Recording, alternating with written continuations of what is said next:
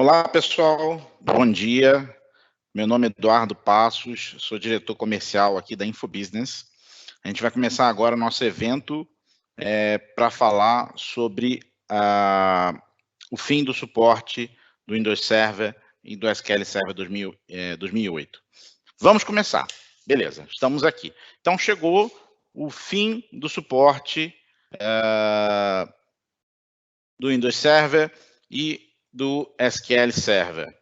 O que isso significa para nós, né? Ou seja, a gente tem aí, vocês talvez já tenham participado de algum evento sobre isso, talvez já tenham lido material sobre isso, mas a proposta nossa aqui é falar de forma mais objetiva, tá? O que de fato isso impacta no seu ambiente, quais são os riscos e como se preparar para migrar os seus servidores que ainda estejam nesse sistema legado aí do SQL Server e do Windows Server 2008.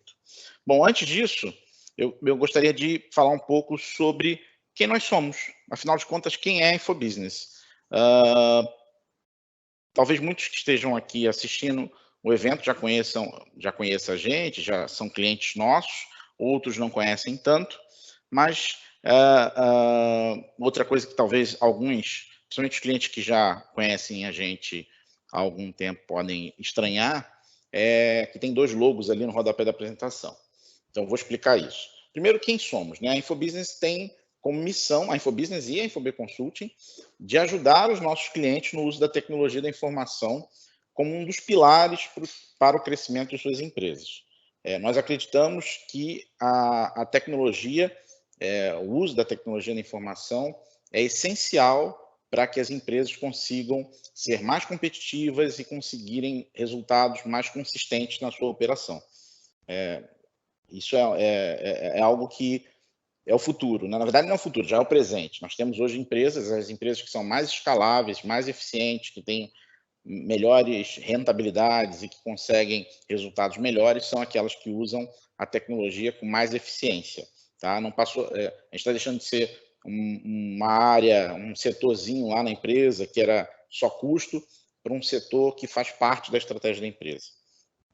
Somos parceiros Gold da Microsoft, né? Somos Gold em Cloud Platform, Cloud Productive, Cloud Data Center e Cloud Small and Mid-Market Cloud Solutions, além de Silver em Application Development.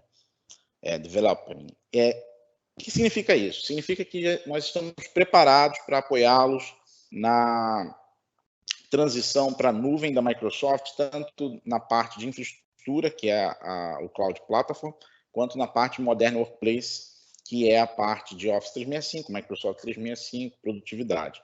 Além de conseguirmos dar total suporte em ambientes on-premise, ok? De servidores. E por que InfoBusiness e InfoB Consulting? A InfoBusiness existe desde 2005.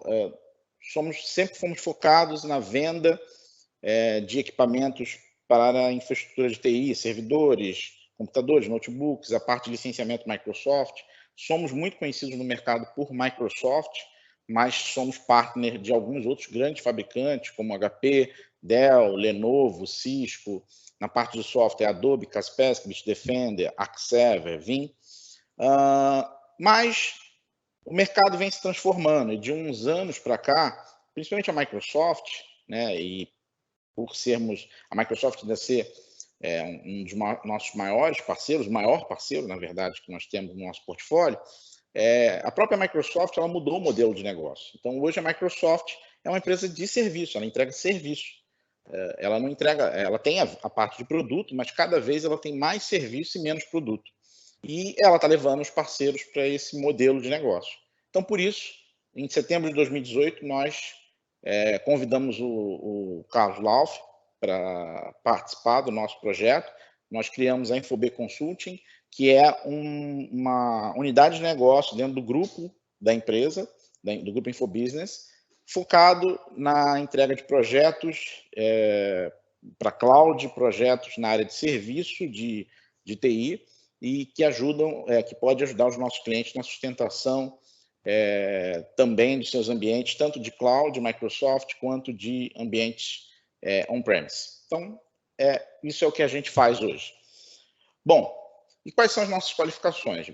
A gente consegue te ajudar hoje em soluções em nuvem, principalmente Microsoft, na parte de gestão de ambiente de TI. Então, se você é uma empresa pequena e não tem um time de TI, talvez tenha alguém do corpo executivo assistindo ao evento, esse evento vai ser gravado também, então depois pode assistir esse evento. Você não tem lá um time de TI maduro, você não tem time de TI, precisa de terceirizar o seu time de TI. Hoje nós temos essa competência para te dar a sustentação do seu ambiente de TI, utilizando ferramentas de governança modernas, com práticas modernas de governança de TI. Se você já tem um ambiente maduro de TI, precisa só de um braço para fazer um transbordo, precisa fazer a sustentação de um ambiente específico que o teu time de TI não tem competência, como, por exemplo, ambiente de cloud ou ambiente mesmo on-premise, mas que você precisa de braço, nós podemos fazer isso também. E temos toda uma divisão focada na transformação digital, tá? Então, hoje, usando as ferramentas da Microsoft, a gente consegue te apoiar no teu caminho, no caminho da tua empresa para a transformação digital. Bom, mas findo a parte de apresentação, vamos ao que interessa, que é o assunto da apresentação. E agora? Acabou o suporte. O que eu faço, né? Qual é o impacto disso na minha empresa? O que eu tenho visto, conversado com clientes, alguns até empresas grandes, é que muitos não se prepararam para isso, não planejaram ainda esse... A gente acabou o suporte. Do SQL Server acabou ano passado e do Windows Server acabou agora, nesse mês. E não fizeram nenhum planejamento, não tem ainda estruturas... e não estão levando em consideração alguns aspectos que são importantes e que vão ter um impacto sério. E é isso que a gente quer mostrar nessa apresentação. O primeiro a gente tem que entender como é que funciona o ciclo de vida de produto do servidor da Microsoft. Tá? Então, o que significa isso? Primeiro que, quando a gente fala de produto de servidor, né, Windows Server, SQL Server, enfim, todos os produtos que são da linha de servidores, a gente tem primeiro um suporte básico, que são os 5 primeiros anos de vida do produto a partir da data que ele é lançado.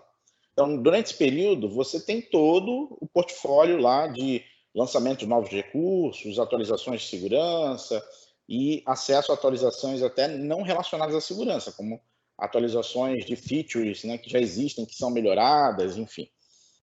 Depois de 5 anos, nós temos o suporte estendido.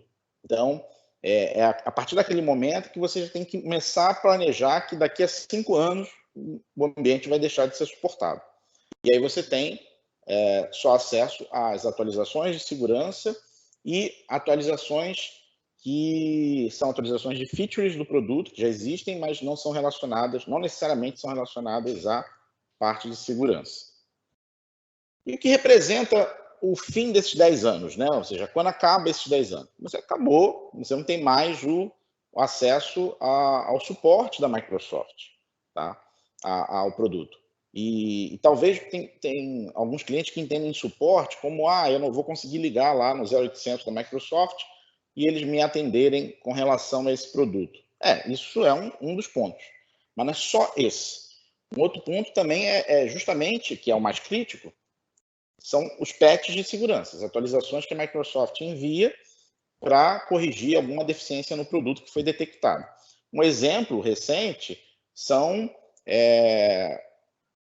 atualizações críticas de problemas que foram detectados. Então, você tem aqui o Meltdown, que foi um caso muito sério de segurança, tá? Que a gente teve aqui com o ambiente da Microsoft. Deixa eu pegar aqui um apontador para ficar mais fácil aqui, o Petya. Então, são questões que foram detectadas, falhas que foram detectadas em ambiente Microsoft. A Microsoft rapidamente colocou atualizações no ar e quem fez a atualização do ambiente protegeu o seu ambiente. Quem não fez, deixou ele aberto para uma invasão ou para uma infecção de alguma forma. Então, por que eu tenho que me preocupar com essa questão de atualizações? Porque o mais importante hoje, e aí pensando, a gente tem que pensar com a cabeça do consumidor, o consumidor moderno, o processo de compra moderno. No passado, o consumidor, o seu cliente, o cliente da sua empresa, não importa se ele é um cliente B2B, B2C, ele aceitava uma indisponibilidade de horas. Então, você ficar sem conseguir comprar ou consumir um determinado produto, um serviço, por conta de uma instabilidade, por conta de um problema que o teu fornecedor teve, você aceitava ficar horas, talvez até dias, sem acessar aquilo. Hoje em dia, o consumidor moderno, ele não aceita, talvez a tolerância dele é de minutos, né? Então a gente vê aí serviços que são gratuitos, como o WhatsApp, que quando fica fora do ar, por algum problema, é um terror, né? O Facebook, o Google. Então, hoje, os nossos serviços, os serviços que nós prestamos, os nossos clientes não aceitam que a gente não consiga faturar ou entregar, por mais que seja por um problema de sistema ou alguma falha do tipo. Então, quando a gente tem um incidente de segurança, esse incidente de segurança vai causar uma interrupção. A gente já atendi alguns casos de clientes que pediram socorro para a gente de infecções por ransomware que o criminoso sequestrou o servidor da aplicação e ele ficou dias sem faturar, sem conseguir entregar produtos, sem conseguir entregar os seus serviços. Ele não tinha backup, ele tinha problema no ambiente. Então, isso é uma questão muito crítica. E um outro ponto é que hoje as pequenas e médias empresas, principalmente as pequenas, são alvos desses atacantes, desses criminosos. Tem muita gente pequeno que fala, eu sou um escritóriozinho de contabilidade, uma empresa pequenininha, uma lojinha de roupa pequenininha, tem 3, 4 computadores, eu não sou alvo, esses caras não vão saber nem que eu existo. Não, ao contrário. Eles estão direcionando os seus ataques justamente para empresas menores, porque é mais fácil, consegue escalar, você manda lá uma campanha de phishing para contaminar milhares ou milhões de usuários. Se 1% ali clicar e seguir com a infecção, ele vai conseguir um bom faturamento, ele vai conseguir o objetivo da campanha ali de ataque que ele planejou. Então, um dos pilares hoje de segurança da informação, se você participa talvez alguns já tenham participado de eventos da Kaspersky ou da Fortinet, ou de qualquer outro fornecedor de segurança, é ponto em comum em todos esses eventos, quando se fala de ações básicas de proteção, que toda empresa tem que ter, independente do tamanho, né, que hoje é o mínimo necessário, além de ter, né, o antivírus corporativo, um bom antivírus corporativo bem implantado e gerenciado, que é o mais importante, uma proteção de borda com um firewall, como um FortiGate, um Sophos, um SonicWall, enfim, qualquer fornecedor, ter uma solução de backup, de preferência replicando para um offsite ou para nuvem, você ter uma política de atualização do teu ambiente. Então, você tem que ter no mínimo um WSUS, mas aí você só vai alcançar software Microsoft, mas o ideal é que você tenha alguma solução que implemente os patches de correção de todo o teu ambiente ou do máximo do que você tem ali, né, de aplicações. Então, aquele pluginzinho lá do Java que precisa ser atualizado, que foi detectada uma falha, o navegador que está desatualizado e uma série de outros pontos. Aqui a gente está focando no Windows Server, mas o que eu quero mostrar é que é importante você ter um ambiente atualizado. Então, o primeiro ponto é o risco que você tem de ser infectado, né? Então, quando você mantém lá um Windows Server 2008, um SQL Server 2008, ele não recebe mais atualizações de segurança da Microsoft.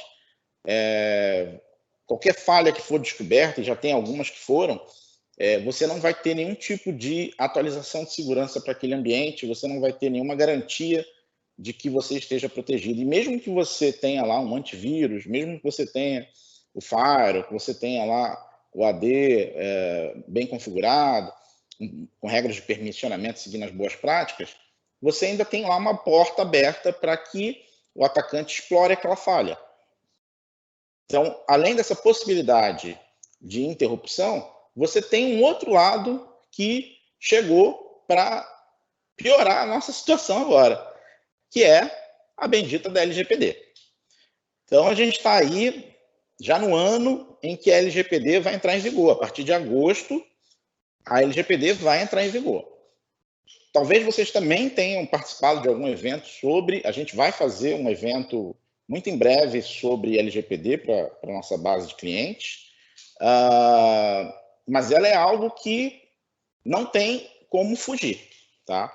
Eu já li que tem um movimento aí para tentar adiar, mas até agora o Congresso não conseguiu mudar absolutamente nada, não teve nada que leve a gente a crer que o prazo vai ser adiado, e as empresas poucas empresas estão de fato se preocupando com isso. E o que tem a ver o Windows Server 2008 ou o SQL Server 2008 com a LGPD? Muita coisa a ver. Se você...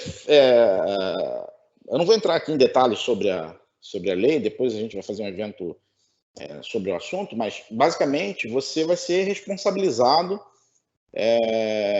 pelo vazamento de dados pessoais dos seus clientes, né, da pessoa física. Mesmo que seu cliente seja pessoa jurídica, você tem um cadastro de uma pessoa física lá, que é a pessoa que se relaciona com você no relacionamento comercial, por exemplo, que aquela pessoa jurídica tem com a sua empresa, né? Tem uma pessoa física por trás. E, eventualmente, você coleta alguns dados, que são dados sensíveis. E esses dados vão estar armazenados em servidores, sejam servidores locais, servidores na nuvem, ou num host, enfim. E eventualmente, se houver um vazamento de dados, ou dados sensíveis, e isso for causado... aliás, esse vazamento tiver ocorrido, você vai ser punido. E há uma previsão de punições, de multas, que eventualmente podem viabilizar o negócio, pode fechar a empresa. E você tem que se preocupar, porque o Windows Server 2008, o uso de um sistema não suportado, ele aumenta a tua área de ataque, ou seja, você está se expondo mais. Um outro ponto é que a LGPD vai exigir que as empresas implantem uma governança melhor sobre os seus dados. E aí, quando a gente fala de dado estruturado, né, dado em banco de dados, um banco de dados relacional, é mais fácil você fazer isso. Teoricamente, é mais fácil. Mas pensa só por um momento o quanto de dado não estruturado vocês armazenam nos seus servidores. Então, imagine um servidor de arquivo, um servidor de arquivo em um Windows Server 2008, que você não tem nem, às vezes, você não tem na tua rede um Active Directory, né? Tem lá um compartilhamento puro e simples de uma rede ponto a ponto que você levantou, que tua empresa tem, porque nunca fez questão de implantar um AD. Como é que você consegue atender a LGPD quando um determinado usuário pede que todos os dados referentes a ele sejam excluídos do seu ambiente? Ok, você vai lá no teu RP, vai inventariar lá no banco, vai detectar qual é o dado, registro que tem lá sobre esse cara e vai deletar ou anonimizar, né? Mas e aquela planilhazinha de vendas que o teu time de vendas extraiu do teu RP, salvou no file server, que tem um monte de dado lá pessoal daquele usuário que comprou com você, com CPF, com nome, com o lugar onde ele mora, enfim, com um monte de dado. Como é que você sabe onde está isso, que está aquele dado do cara, que você tem que, dentro da planilha, deletar aquele cara? É difícil, é muito complicado. Aí você tem que contratar, as empresas vão precisar contratar ferramentas de terceiros para poder fazer esse inventário de dados não estruturados. Aí é caro uma ferramenta que suporta esse ambiente legado.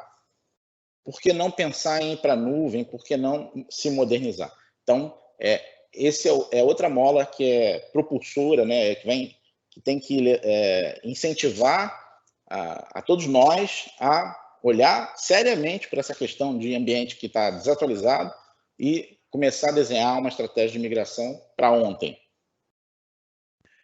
Bom, então assim, já entendi. Ok, eu tenho que migrar, é um fato. Não tem muito que fugir, não tem muito que discutir. Tá?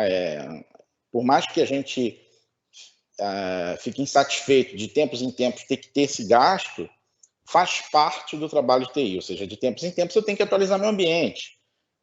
Não só porque a Microsoft não dá mais suporte para 2008, mas porque a Dell, por exemplo, não suporta mais aquele servidor, eu não consigo comprar mais extensão de garantia, eu não posso ficar à mercê do meu servidor ter um problema e eu ficar dias com o servidor parado. Mas especificamente com relação ao 2008, como é que eu faço esse planejamento da migração? Bom, primeiro ponto é que a gente tem que encarar isso de uma forma positiva. Não pensando com positivismo barato que tem agora aí, não.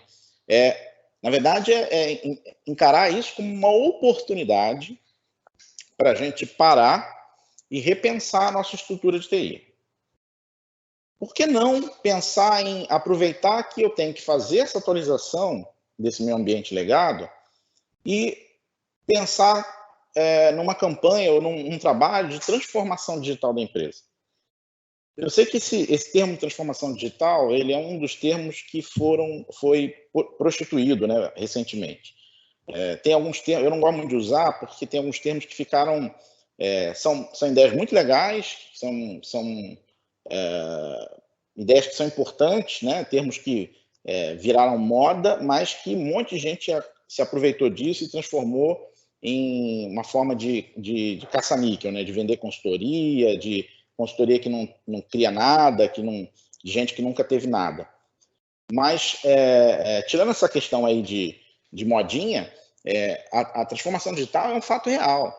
Não vou entrar aqui na área comum que todo mundo faz, de falar do Uber, do Spotify, enfim.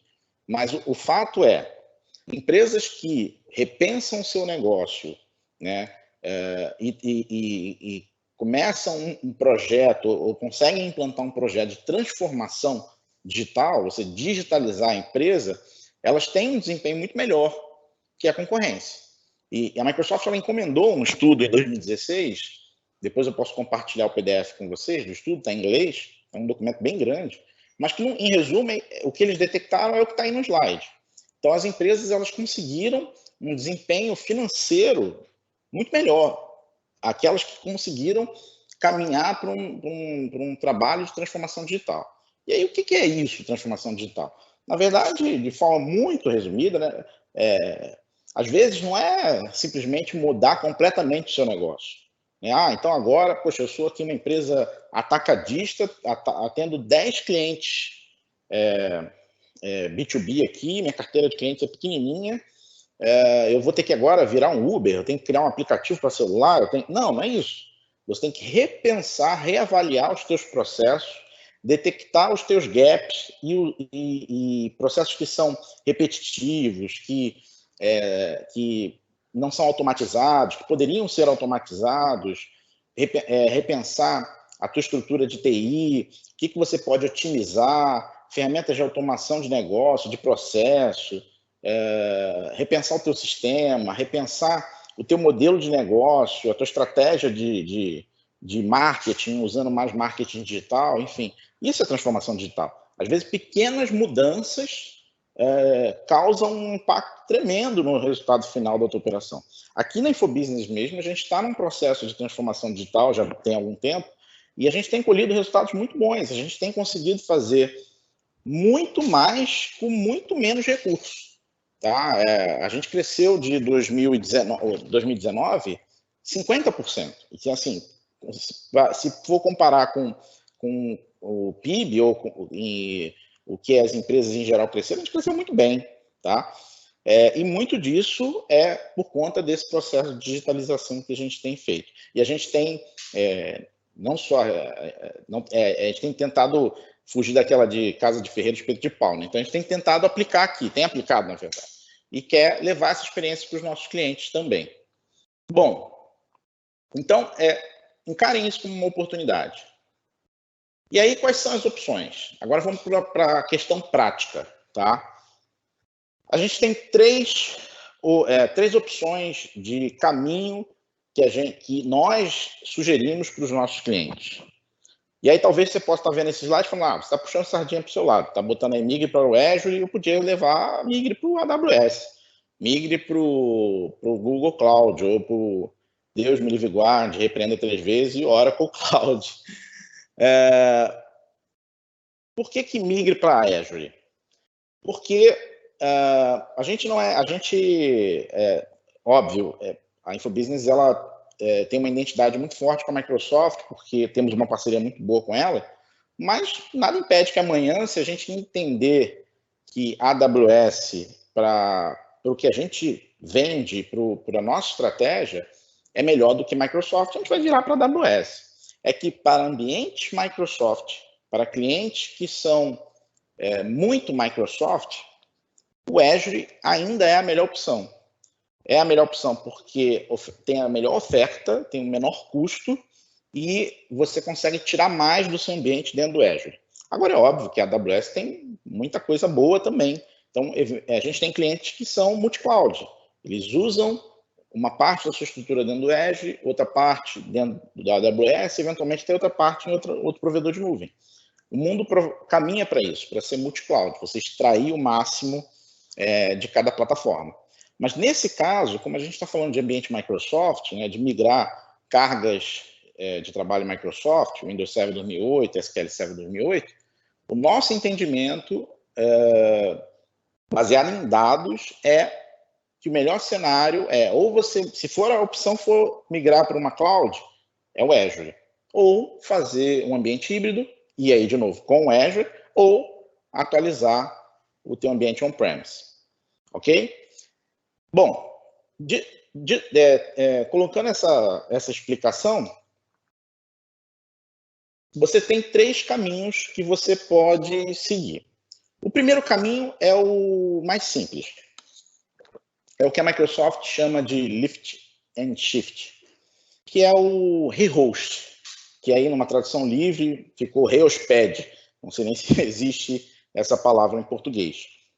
Basicamente é o seguinte: o Windows Server 2008 acabou o suporte, certo? Então não existe mais suporte hoje da Microsoft. Porém, tem um asterisco nisso aí.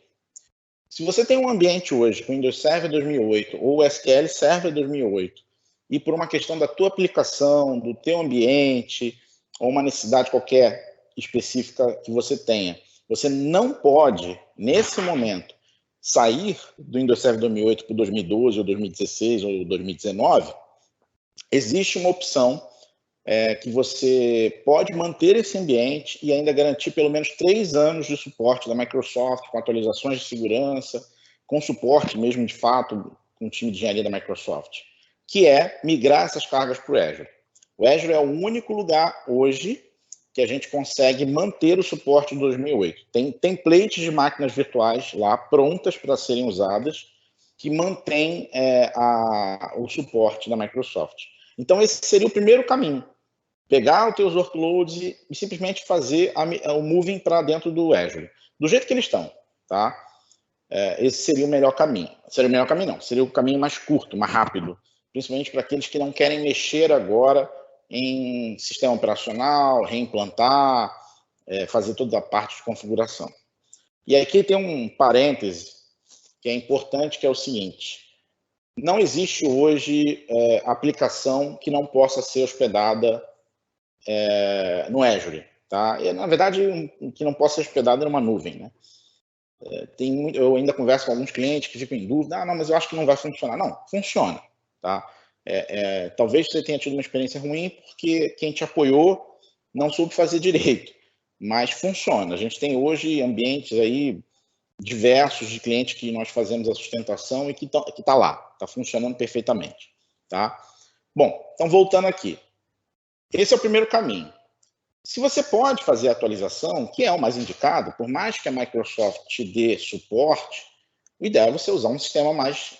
se você já vai fazer um investimento, o ideal é que você invista e faça a atualização do seu parque para um ambiente mais moderno, até para você poder usar ferramentas mais modernas e conseguir aí implantar um projeto de transformação digital, né? Então, a gente pode migrar esses ambientes de Windows Server 2008 e SQL Server 2008 também para o Azure, nesse conceito de rehost, ou seja, simplesmente vai fazer o moving da tua aplicação e do teu banco para dentro do Azure, só que usando as versões mais recentes, dentro de máquinas virtuais com as versões mais recentes. Do Server 2012, 2016, 2019, SQL Server 2017, 2019 que lançou agora, ou até versões anteriores, mas que ainda são suportadas. Então, dentro dessa categoria rehost, você tem essas duas opções. Esse seria o caminho imediato, tá? Sem muito planejamento, com menor custo, esse é o melhor caminho.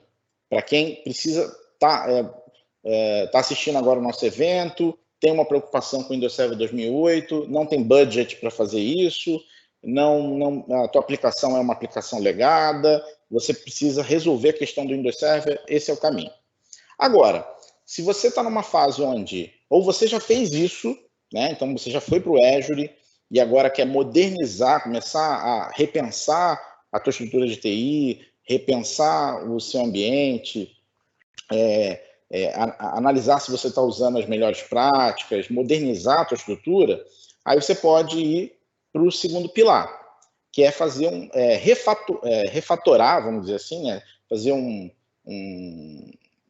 rearquitetar, né? Redesenhar, repensar a tua estrutura das tuas aplicações usando soluções mais modernas. Então, eventualmente você tinha uma aplicação monolítica, cliente-servidor, e foi você mesmo que desenvolveu, você começa um trabalho para reescrever essa aplicação e fazer ela como um microserviço, né? com APIs, usando modelos de arquitetura de software mais modernos, que vão permitir que a sua aplicação ela tenha escalabilidade, ela tenha alta disponibilidade, que você reduza custos de infraestrutura de TI que são necessários para a tua aplicação. Então, você pode começar um processo de adequar a sua aplicação para a nuvem, que é o que a gente costuma muito bater com os clientes aqui, né? A nuvem, ela não foi feita para trabalhar como host tradicional que a gente já tinha antes. Tem muito cliente que faz um colocation de luxo na nuvem, né? Então, pega uma máquina virtual que está local e bota ela simplesmente no Azure.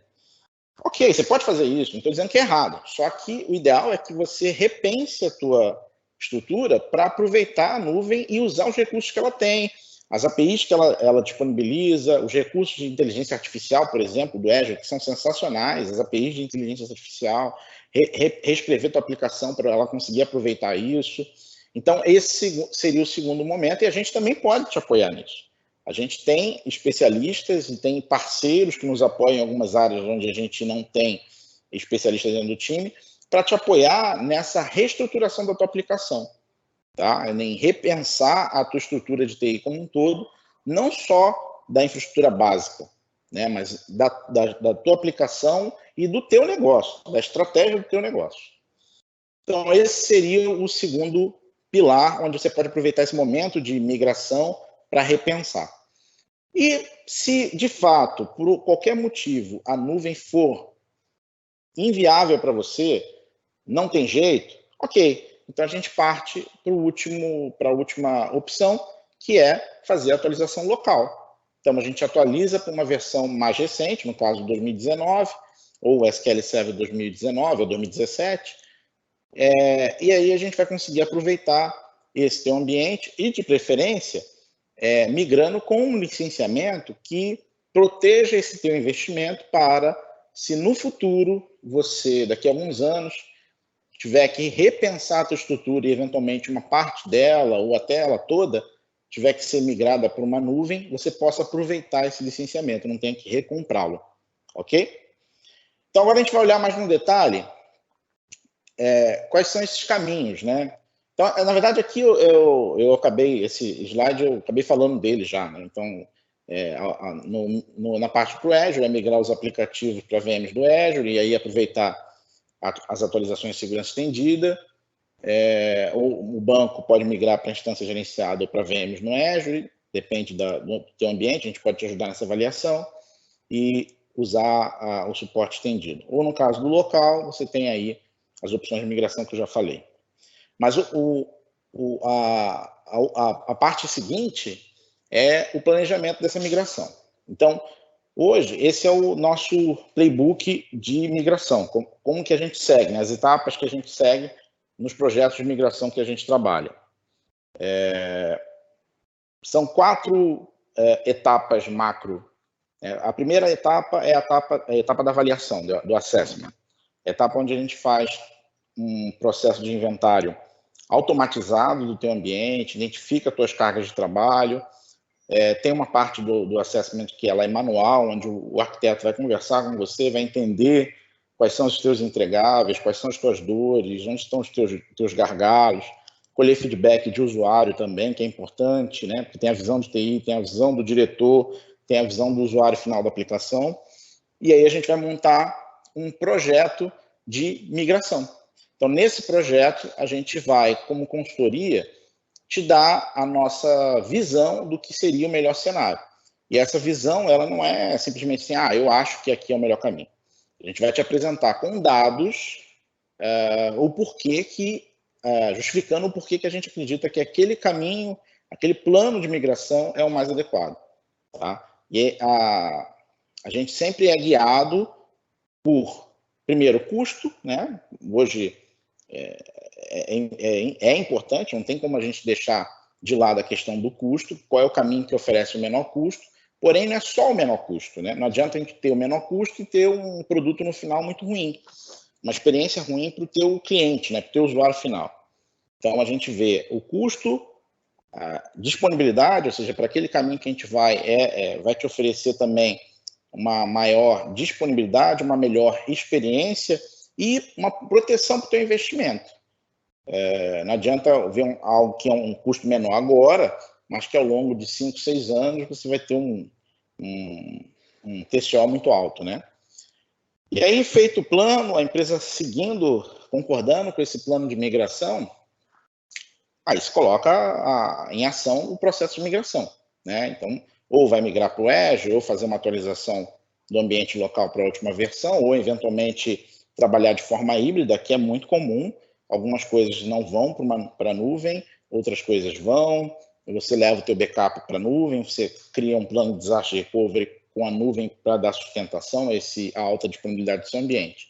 Tá? Então, isso é completamente viável.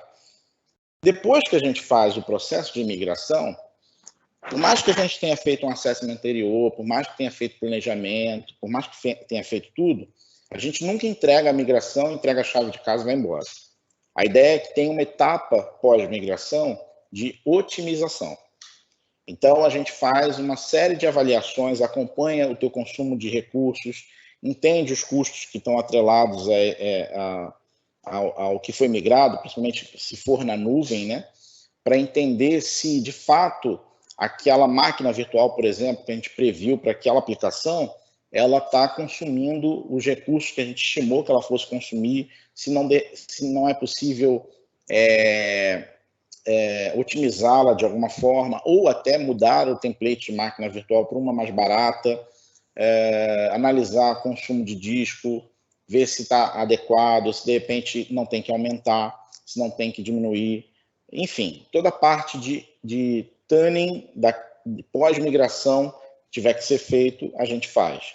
Parte de banco, otimizar o banco, trabalhar junto com o teu time de desenvolvimento, ou se você usa uma empresa que fornece alguma aplicação, junto com essa empresa para otimizar o banco, otimizar para que ele consiga funcionar em máquinas menores e possa você gastar menos com isso, né?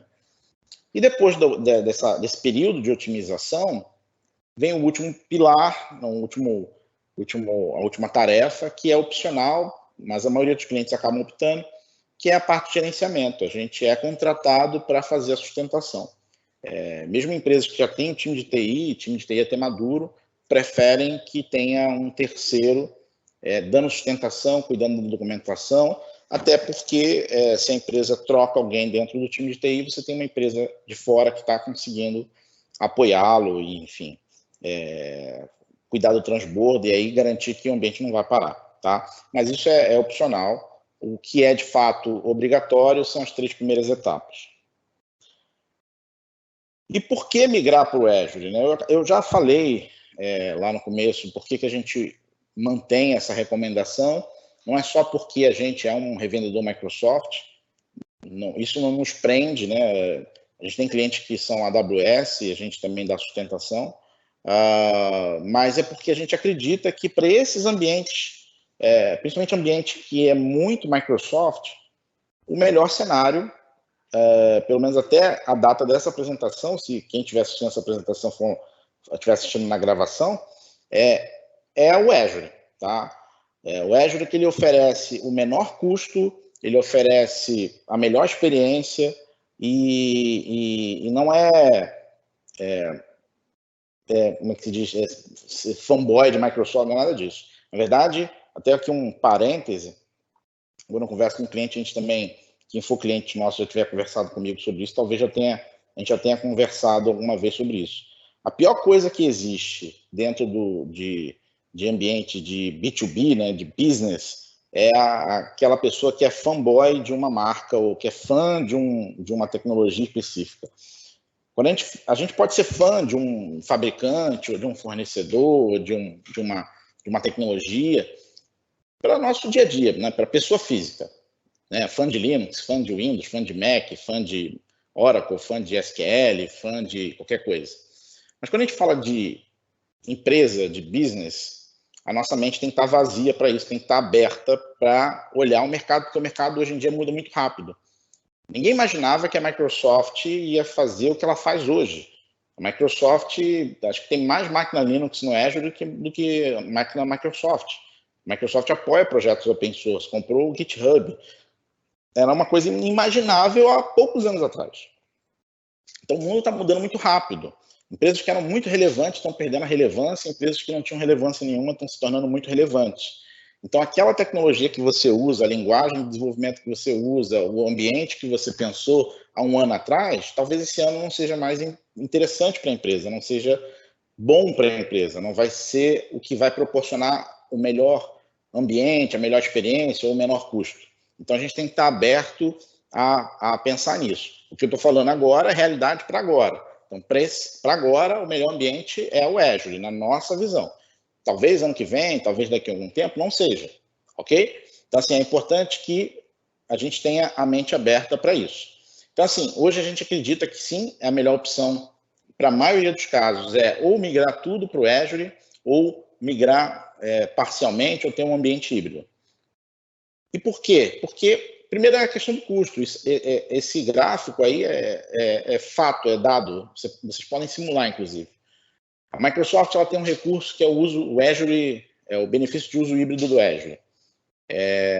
Quando você compra uma licença com Software Assurance ou você compra uma licença de subscrição de servidor, né, no Windows Server, hoje pode ser vendido, tanto o Windows Server quanto o SQL, pode ser vendido como subscrição, você tem o direito de uso híbrido. O que significa isso? Que eu vou lá, levanto uma máquina virtual Windows no Azure e pago por uma máquina virtual Linux, porque a licença eu já paguei, eu já tenho o direito de uso da licença na nuvem. E aí tem um ponto que é importante, é o seguinte, a licença que você compra para a sua empresa, e aí estou falando daquela licença Open mesmo, ou OEM que vem com o servidor, aquela licença ela só pode ser usada dentro do ambiente da sua empresa. Ah, Eduardo, mas eu uso meu Windows Server, eu tenho um servidor na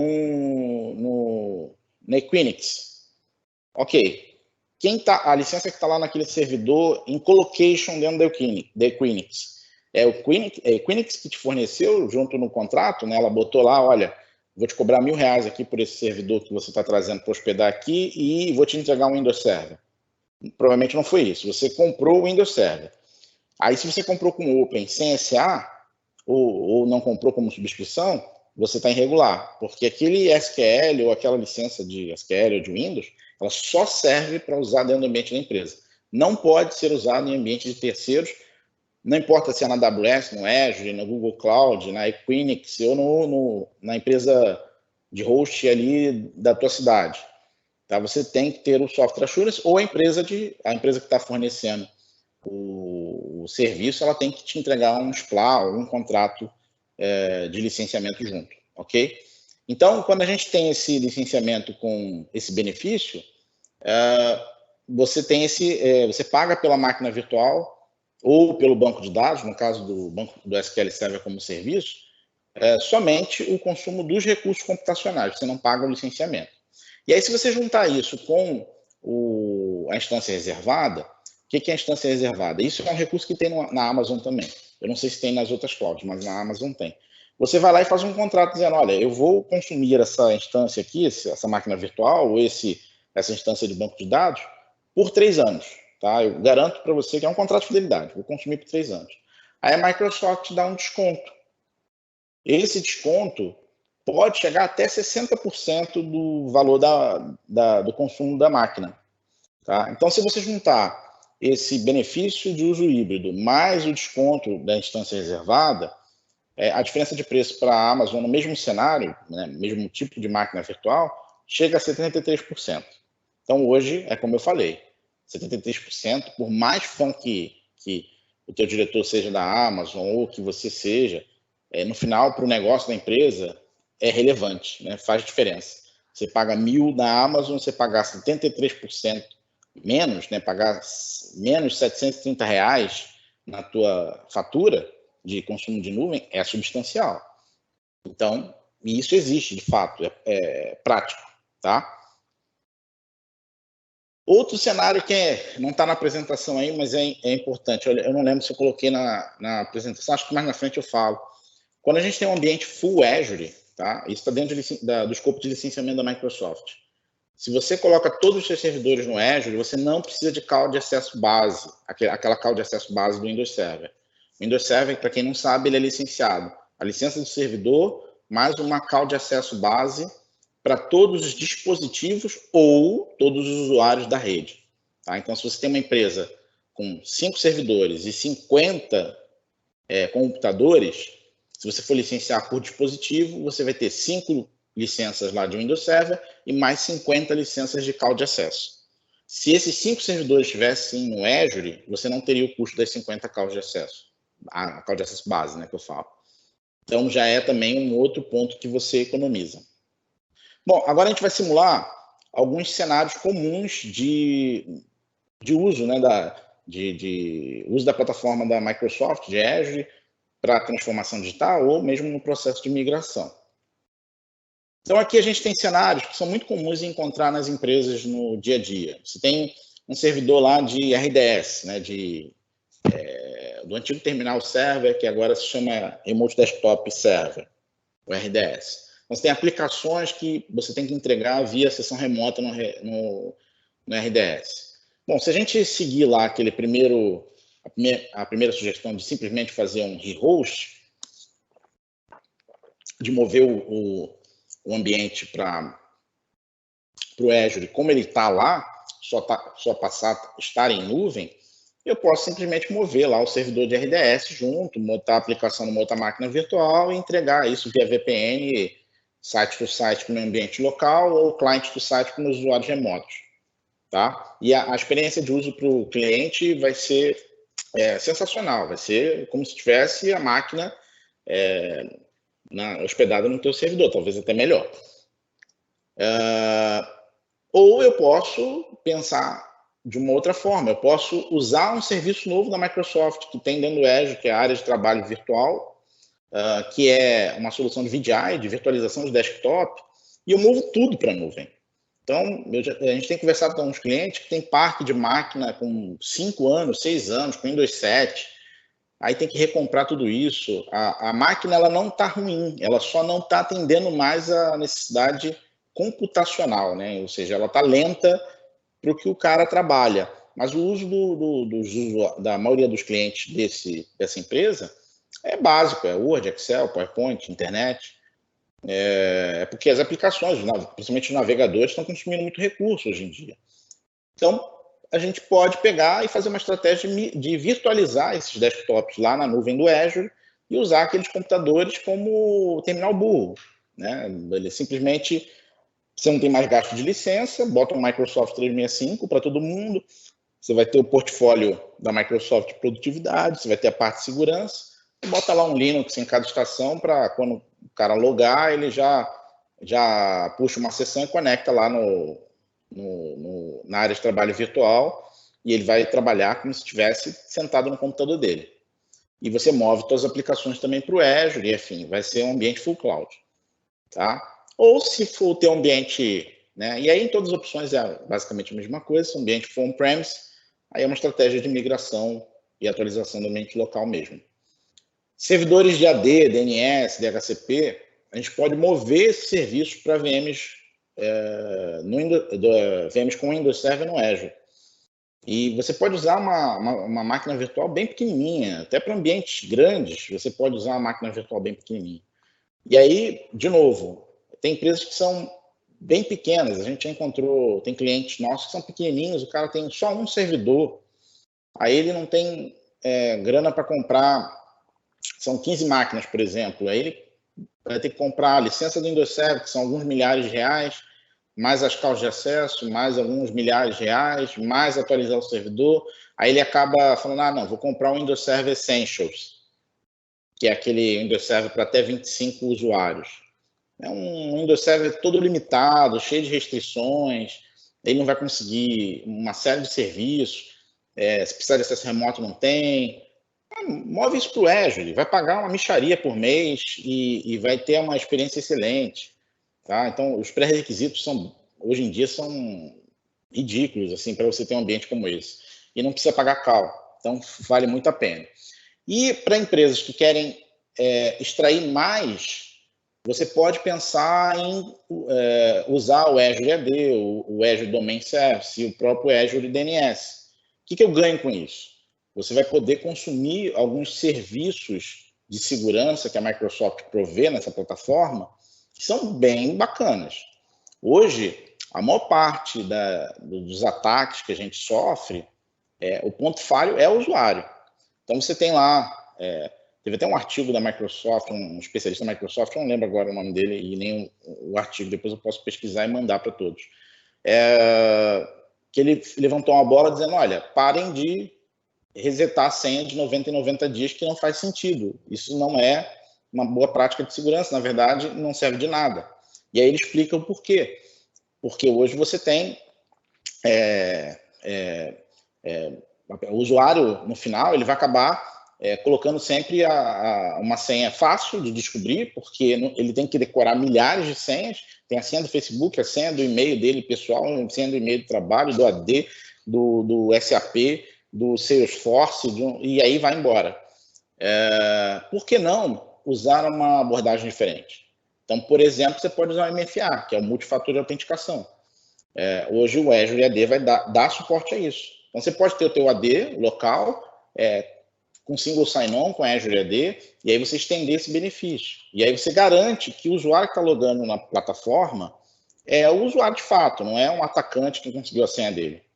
E você tem outros serviços de segurança. Então, ele consegue, usando inteligência artificial e uma série de outros recursos, detectar, por exemplo, que está tendo um login desse usuário aqui no Rio de Janeiro, e 5 minutos depois está tendo um na China. Opa, pera lá. Ninguém consegue viajar em 5 minutos do Rio para a China. Então, esse da China eu vou bloquear, porque eu sei que esse usuário está aqui no Rio.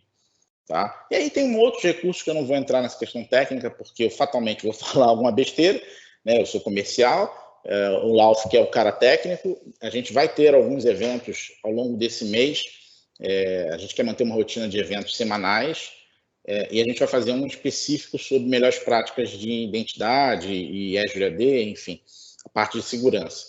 Mas é um caminho, tá? É um caminho que você pode seguir e que te vai, não necessariamente vai ser o caminho menos custoso, que esse é outro detalhe. Às vezes, no processo de migração, lembra lá no slide anterior que eu falei, olha, é um momento da gente repensar o cenário, o nosso ambiente e usar isso como uma oportunidade para fazer uma transformação digital. Isso é transformação digital. Então, eu vou melhorar a segurança do meu ambiente, eu vou diminuir a quantidade de ticket que é aberta para o meu TI, porque eu vou entregar para o cara a possibilidade dele mesmo resetar a senha do AD dele, ele mesmo resolver alguns problemas do ambiente dele, vou automatizar algumas coisas, ok? Terceiro cenário, esse aqui é muito comum, file server. Muita coisa evoluiu em tecnologia, no TI, né, dentro do nosso ambiente de TI nas nossas empresas, mas uma coisa que mudou pouco e a gente tem feito pouco esforço para mudar é esse negócio de file server. A gente usa a mesma coisa que a gente já usa há muitos anos.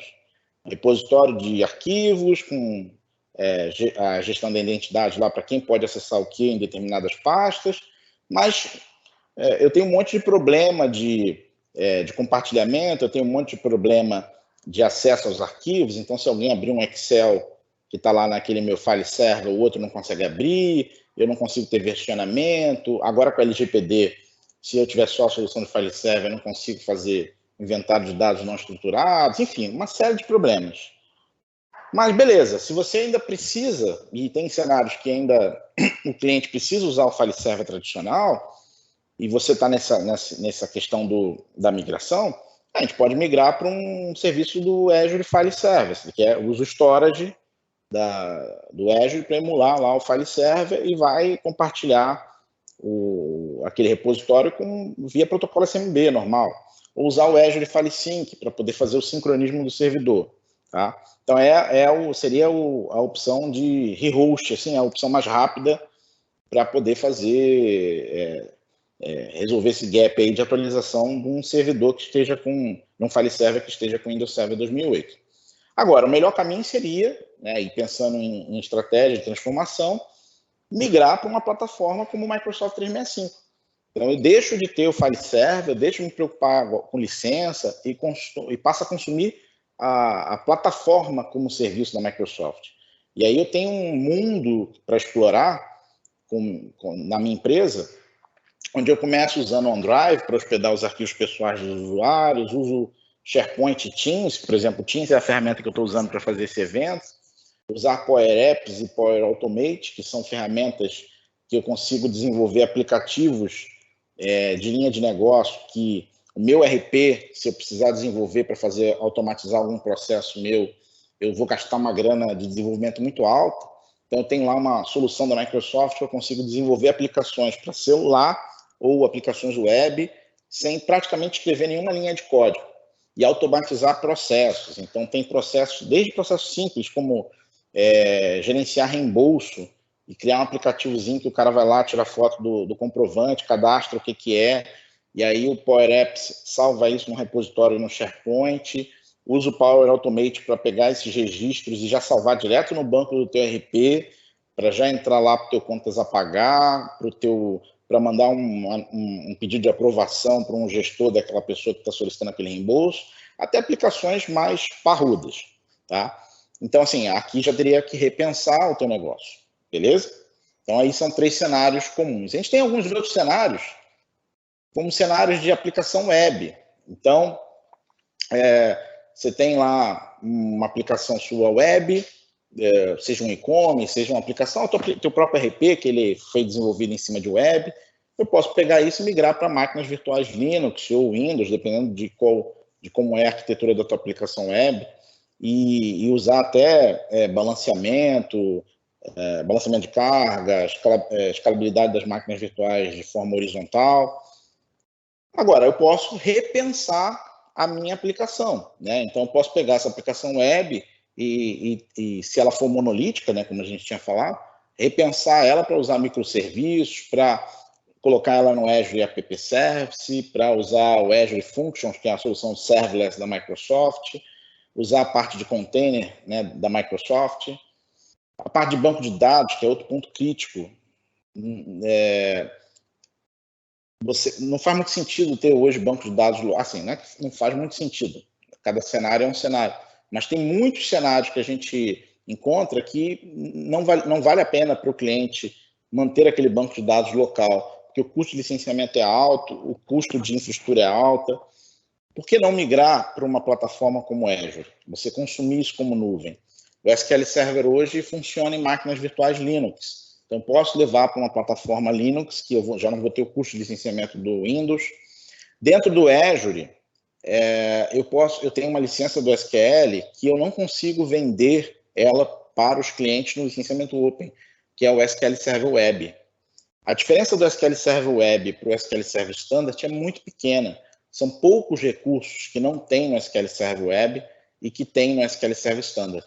Talvez, você que está assistindo esse evento, use o SQL Server Standard, gastou um dinheirão com licenciamento ou está até irregular, e você poderia muito bem usar o SQL Server Web, ser feliz E a diferença de preço é absurda. É coisa assim de o que custaria 10 mil reais com SQL Server Standard vai custar 20 reais, 30 reais por mês numa máquina virtual no Azure com SQL Server Web.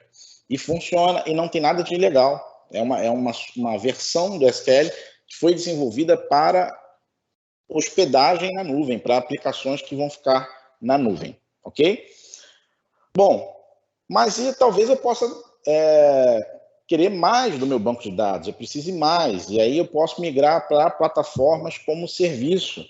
E a Microsoft tem hoje o Azure SQL Database Manager, que seria equivalente ao RDS na Amazon, para quem está mais ambientado com a Amazon, né? Ou, na mesma linha, o Azure Database for MySQL e Postgre, que são plataformas como serviço de banco de dados dentro da Microsoft, dentro do Azure. E no caso de aplicações legadas, aplicações que ainda usam o modelo cliente-servidor, você pode simplesmente migrar para máquinas virtuais, Windows ou até Linux, se a sua aplicação for Linux, ou numa segunda etapa, mover essas aplicações, né, continuar com a estratégia de mover as aplicações para o Azure, principalmente o banco da aplicação, né, e usar também a área de trabalho virtual do Azure para dar uma experiência melhor ainda para os teus clientes, né? Que aí eu consigo fazer a entrega dessa aplicação de forma automatizada, enfim, aí a gente pode entrar numa questão mais técnica pessoalmente com cada um de vocês, se vocês quiserem compartilhar o cenário de vocês e as dúvidas de vocês. Beleza? Bom, e o custo?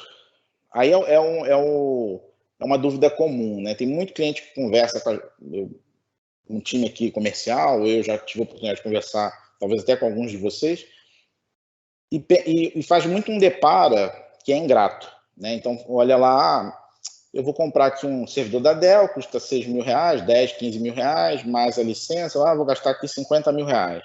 E vou pagar 1.500 reais por mês no Azure. Em 2 anos eu paguei o servidor vai durar 4, é melhor seguir o servidor. É uma conta que não deve ser feita, pelo menos não dessa maneira, né? Quando a gente pensa em estrutura on-premise, você tem uma série de custos que são ocultos, tá? E quando a gente vai no detalhe com o cliente, a gente descobre isso e consegue mostrar para ele. São custos que, às vezes, até o teu time de financeiro, o time de administração da empresa, não tem essa visibilidade dos custos. Quando a gente fala de plataforma no local, você tem que levar em consideração, quando a gente fala de custo, os seguintes custos que são ocultos na operação. O custo de energia é um deles, então servidores costumam consumir mais energia do que computadores, eles ficam ligados 24/7, eles têm fontes mais potentes, então eles têm consumo maior, geralmente as fontes são redundantes, tem mais processador, mais memória, mais disco, então esse consumo ele é relevante, ainda mais hoje em dia que a energia elétrica está bem cara. Você tem o consumo de energia do sistema periférico a esses servidores, então ar-condicionado, o próprio no-break consome energia, você tem que manter ali um ambiente de disponibilidade básica da tua infraestrutura, né, de no-break ou eventualmente gerador, que ele tem um custo. O teu custo de espaço também é relevante, muita gente não usa isso em conta. Aqui no Rio de Janeiro, talvez isso até seja mais relevante em capitais maiores, como Rio de Janeiro e São Paulo, mas aqui no Rio de Janeiro, o preço do metro quadrado ainda é muito caro. Mesmo com a crise, né, a gente teve aquele pico do mercado imobiliário e depois ele caiu, mas ainda ficou, ele não voltou a ser o que era, o custo ainda ficou alto. Então, hoje, as empresas estão cada vez mais indo para trabalho remoto, ambientes de WeWork, esses escritórios virtuais. Então, por quê? Porque o metro quadrado é muito caro. Se você pega ali servidores e toda essa parte de infraestrutura e ocupa 10 metros, 15, 20 metros quadrados do teu escritório, de onde fica a empresa, a matriz da empresa, ou uma filial, quanto custa o metro quadrado desse escritório para você, né? Você paga lá, às vezes, 10 mil reais de aluguel, 5 mil reais de aluguel, ou comprou aquele escritório, aquilo ali poderia estar sendo utilizado para um time de vendas, para algo que de fato diretamente trouxesse dinheiro para a empresa e está sendo utilizado para algo que você poderia estar colocando em outro lugar. Não importa o que seja, pode ser no Azure ou numa empresa de host, né? Mas você não, aquilo tem um custo, ocupar aquele espaço. Então o custo de luz, o direto do servidor, o custo de luz indireto, o custo de link, você tem que manter links com qualidades melhores do que se você tivesse só usuários. Você tem o custo, esse custo de espaço, e tem um custo de gerenciamento. Você tem um custo, se você usa ambiente só físico, você tem um custo de gerenciamento maior, tá? Custo de homem-hora mesmo, né? O teu técnico que precisa gerenciar aqueles servidores, ele consegue gerenciar menos servidores para o ambiente ser local, porque ele tem mais dificuldade de mover aquele ambiente, no caso de um desastre, ou de dar manutenção naquele ambiente. Se a gente vai para um ambiente de virtualização, mesmo que local, você melhora isso um pouco, mas o teu custo ainda é alto. Quando a gente fala de gerenciamento de ambiente na nuvem, você consegue ter um custo muito menor de gerenciamento. Para a gente, como prestador de serviço, eu consigo escalar isso num nível que eu não consigo escalar com ambientes locais. Então, clientes que eu tenho de contrato, que eu faço gerenciamento, que são ambientes locais, a gente está fazendo um push muito forte para que ele vá para a nuvem, porque eu consigo cobrar até mais barato para ele, porque o meu gerenciamento fica mais fácil. Eu tenho ferramentas que o próprio provedor oferece, que eu consigo entregar uma experiência melhor e com um custo de gerenciamento muito menor. Meu profissional técnico, meu analista, ele consegue olhar para mais servidores. Um mesmo analista consegue olhar mais servidores. Então, tudo isso tem que ser levado em consideração. E, às vezes, é difícil colocar isso na ponta do lápis. Então, a Microsoft tem uma ferramenta que está disponível nesse link aí, que é a calculadora de TCO da Microsoft, que ela vai te dar uma visão. Você bota lá o teu cenário, o que você tem de servidor, de storage, qual o teu custo de hora, teu custo de energia, o quilowatt-hora de energia, teu custo de mão de obra, tudo. Você bota lá uma série de informações que ela vai te pedindo e no final ela cospe um relatório dizendo, olha, o ambiente local faz mais sentido para você, o ambiente na nuvem faz mais sentido para você. E aqui a gente simulou, eu não vou mostrar, não vou fazer ao vivo aqui o cálculo, porque senão vai perder muito tempo. E aí a gente já está se estendendo até mais do que deveria. Mas eu vou mostrar aqui para vocês um cenário muito simples, onde a gente criou uma situação hipotética de uma empresa que tem um servidor de AD, com essa especificação que está na tela, e um servidor de aplicação, banco de dados, que ela usa o mesmo servidor para as duas coisas, também tem essa especificação aí. A parte de disco eu considerei, eu não botei aí, mas considerei que tem 500 GB em cada servidor, e a gente botou lá as informações que são relativas ao Rio de Janeiro. Então, custo de energia elétrica aqui do Rio, o que a gente tem de média de custo de mão de obra para gerenciar um ambiente local como esse. Então, a gente colocou tudo isso na ferramenta, conforme a ferramenta foi pedindo. E aí, o que ela deu de resultado foi isso aqui, que em 5 anos a gente teria uma economia de custo de mais ou menos R$132 mil para esse cenário. É absurdo o negócio, assim, não... É um ambiente pequeno e tem muita coisa que fica oculta nesses custos. Então, a gente vai pagando isso, né, ao longo desses 5 anos e, às vezes, a empresa está com uma dificuldade de caixa e você não sabe por quê. Porque tem uma série de coisinhas pequenas que você deixou passar, né, ou, às vezes, teu orçamento de TI está apertado, né, o teu diretor lá, o CEO da empresa está batendo na cabeça do gestor de TI, porque, olha, eu estou gastando muito com isso aqui, estou gastando muito com TI. E às vezes você está gastando muito com mão de obra, muita gente trabalhando, um time inchado, não precisava daquilo tudo. A experiência do usuário não está legal, porque o ambiente é legado, porque o servidor está lento, porque uma série de coisas que, se você tivesse ido para a nuvem, ainda ia ser mais barato e a experiência ia ser melhor. É importante fazer essa conta, a gente sempre faz essa conta com os nossos clientes, com todos aqueles que a gente apoia em projetos de possível migração, né, para um ambiente de nuvem, para ver se a conta fecha, se faz sentido. Beleza? Então, assim, estejam atentos a isso. E como que a gente pode ajudar hoje a você que está assistindo a esse evento, aos nossos clientes, que já estão, talvez alguns de vocês estejam assistindo também, que ainda não tiveram a oportunidade de conversar conosco sobre isso. Primeiro, a gente tem uma oferta de assessment 100% gratuito. Então, terminando esse evento, quem quiser, eu vou deixar meus contatos aí, pode me mandar um e-mail. Se você quiser mandar um e-mail para o seu vendedor, você já sabe com quem você fala aqui na InfoBusiness, você pode solicitar esse assessment gratuito. A gente não tem zero compromisso financeiro, você não vai ser obrigado a contratar nada. Mas como é que funciona? A gente faz um inventário da tua infraestrutura de servidores, principalmente dessa parte de servidores legados, entende como que isso está estruturado, coleta as métricas de performance, de consumo de recursos, o arquiteto vai fazer um bate-papo com você, né, com gestores da área de TI, com as pessoas que estão envolvidas com a área de TI e também com as pessoas que estão envolvidas com as áreas, as respectivas áreas de negócio, para entender a visão de cada um e a experiência de cada um com o ambiente que vocês têm.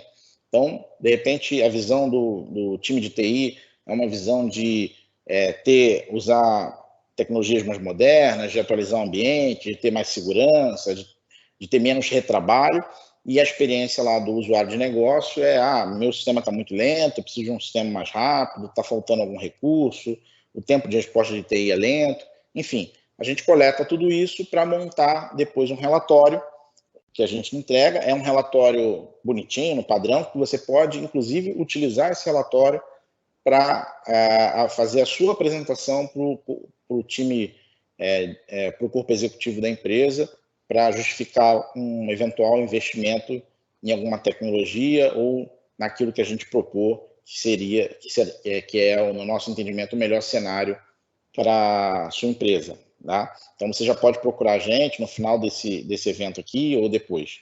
A gente também pode te oferecer consultoria em licenciamento Microsoft, e aqui a gente tem dois caminhos. A gente pode oferecer uma consultoria que ela é gratuita, e ela vai basicamente seguir o caminho de entender o que você tem, qual é o teu gap, se baseando nos dados que você tem, que você coletou de inventário, de provas de licenciamento. Se você, de fato, não quer ver a opção de ir para a nuvem ou tem certeza que essa não é uma opção, a gente vai poder te ajudar a identificar o melhor licenciamento para já te proteger proteger o teu investimento para o futuro, né? O importante é sair desse lugar comum de vou comprar Open e acabou, que é o que a maioria das revendas hoje, que não tem nenhuma especialização na área de serviço, como nós temos, acabam oferecendo, porque a visão delas é de curto prazo. Só que daqui a 3 anos, 4 anos, você vai olhar e falar, agora eu vou para o Azure, eu vou para uma plataforma nova que lançou. Ok, mas esse investimento que você fez aqui, você perdeu, já era. E a gente pega hoje em dia muito cliente que já comprou de outra empresa e vem comprar com a gente e está num cenário desse. Então, a primeira oferta que a gente tem, ela é gratuita, é esse bate-papo. Eu não vou conseguir, com essa oferta gratuita, fazer um inventário no teu ambiente, fazer um SAM, nada disso. Mas eu vou usar o que você já tiver. Então, se você já tiver uma ferramenta de inventário que puder gerar algum tipo de relatório para a gente olhar, se tiver já a tua relação de comprovações, o acesso ao VLSC da Microsoft, ao teu portal do Office 365, para a gente entender o teu cenário de licenciamento e te propor alternativas.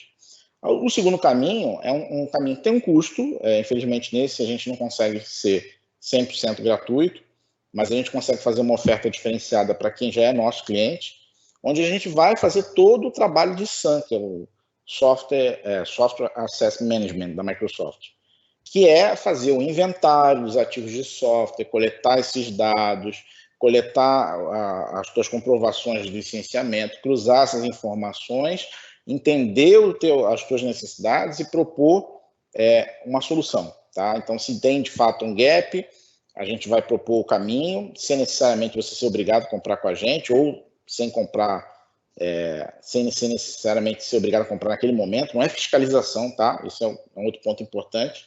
A gente não tem nenhum tipo de capacidade nem interesse em fiscalizar ninguém. Afinal de contas, eu não sou a Microsoft. Eu revendo produtos Microsoft, mas revendo outros produtos também e outras soluções, outros serviços. Mas o nosso foco é o cliente. Então, eu quero permanecer com um relacionamento com o cliente e fazer negócio com ele para sempre.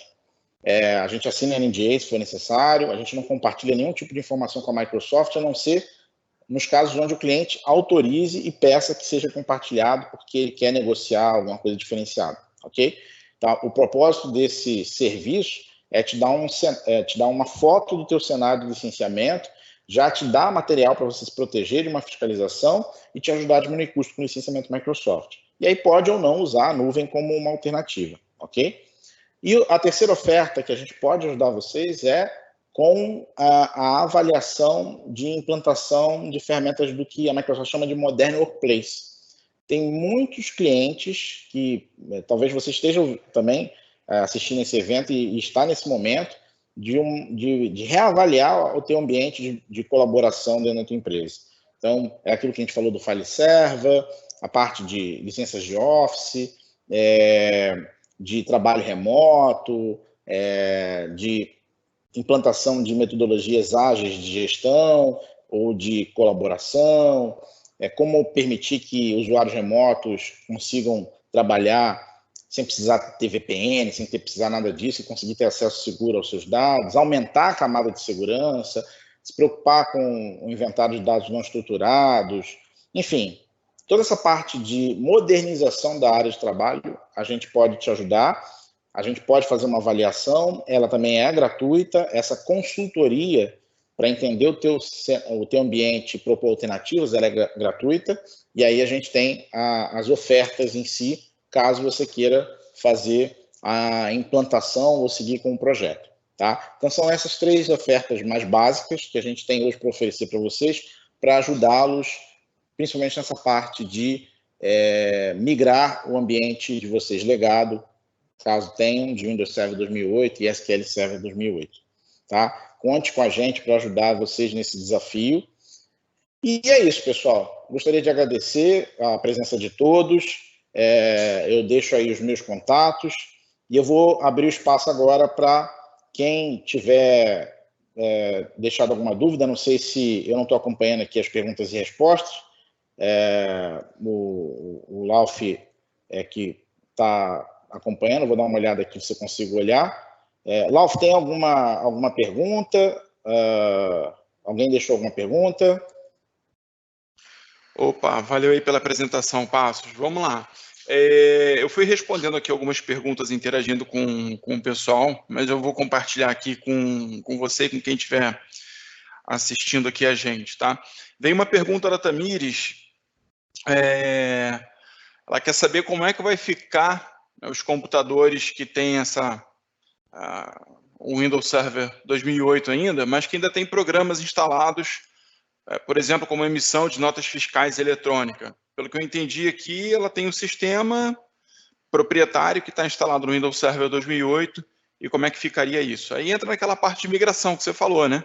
Na verdade, a gente tem que entender, né, a aplicação que ela usa, ver que aplicação é essa, e ver qual é a melhor alternativa para o cenário dela. Né? Se é migrar esse ambiente para um Azure, por exemplo, para manter ela continuar usando o Windows Server 2008 com suporte, ou migrar, seja para o Azure ou migrar o servidor local, para uma versão mais atualizada do Windows Server.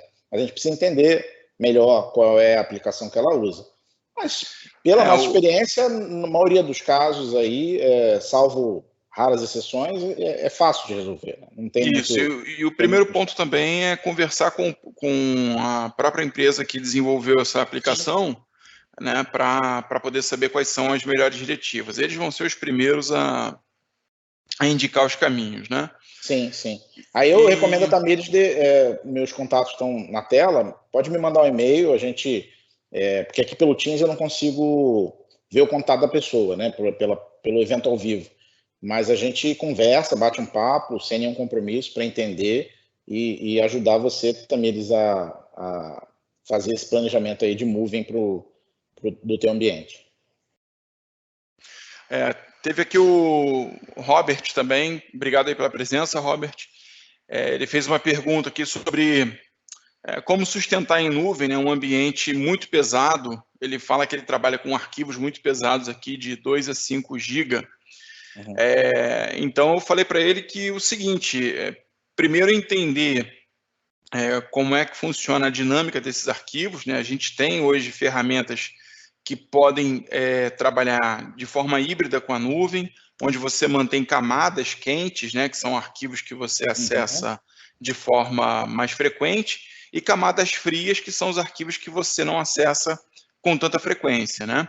E utilizando essa metodologia híbrida, você consegue maximizar o teu espaço de armazenamento de arquivos em nuvem, né, para aquilo que é a camada fria, utilizando a camada quente no local. E lembrando também, gente, que nem todos os cenários de nuvem são 100% aplicados, né, a todos os tipos de negócio. Eventualmente, uma ou outra coisa vai ficar de fora. Sim, sim. O que você falou foi a resposta melhor, mano. Primeiro que arquivo de 2 GB a 4 GB, hoje em dia, né, já não é mais um arquivo tão grande assim. Né? Já foi tempo que isso era um arquivo muito grande. E tem que entender qual é a aplicação que consome esses arquivos, ou qual é a necessidade, qual é a aplicação deles. Mas seja no Azure ou seja no Office 365, né, se for usar a plataforma de colaboração da Microsoft para armazenamento, tem solução. É só entender. Aí, de novo, a mesma coisa que passei para a Tamid, complementando só o que tu falou, Lauf, qual é o nome dele? Você falou? É o Robert. O Robert. O Robert, é só você... Pode fazer contato comigo aí, tá o meu contato, a gente bate um papo, entende melhor a tua aplicação. O próprio Lauf, que no final vai conversar com você para entender a questão técnica também, e a gente propor alternativa. Até para ver se, não tem jeito, aí tem que ficar local mesmo e seguir com a aplicação. Foi como o Lauf falou, tem situações que não tem jeito. Aí a gente parte para um trabalho híbrido. O que eu acho difícil é um ambiente 100% local hoje em dia. Você vai ter alguma coisa na nuvem, não tem jeito. Isso aí é um caminho sem volta. Tá? Acho que eu não conheço nenhuma empresa que está aplicando metodologias modernas de TI e uma governança moderna que não esteja colocando um pezinho lá na nuvem em alguma coisa. Né? Talvez você esteja na nuvem, apesar de achar que não está, né? Às vezes a gente conversa com algum cliente, não, minha empresa não usa nuvem. Aí você vai ver, ele tem lá um Google Drive usando para alguma coisa. Está na nuvem já, né? Então só falta estruturar melhor. É isso aí, as perguntas foram essas. Beleza, pessoal. Obrigado, Lauf, pelo suporte aí com o evento, né? Dando uma olhada aí nas perguntas. Eu agradeço ao pessoal que está participando do evento. Esse evento ele foi gravado, né? Ele vai ficar disponível para que vocês possam assistir a gravação. Quem não pôde participar vai poder assistir também. Obrigado a todos e até o próximo evento.